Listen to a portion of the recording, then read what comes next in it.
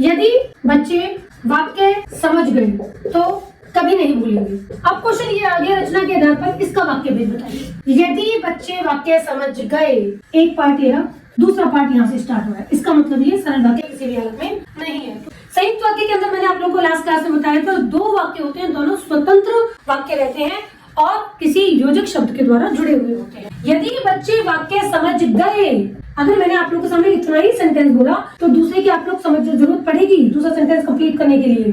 अभी ये सेंटेंस यहाँ तक बोलने में कंप्लीट नहीं हो रहा है, सेकंड सेंटेंस के हम लोगों को उपवाक्य की जरूरत पड़ेगी।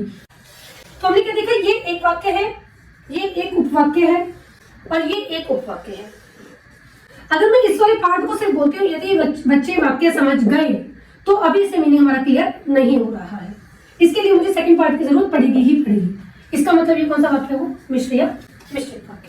ठीक है।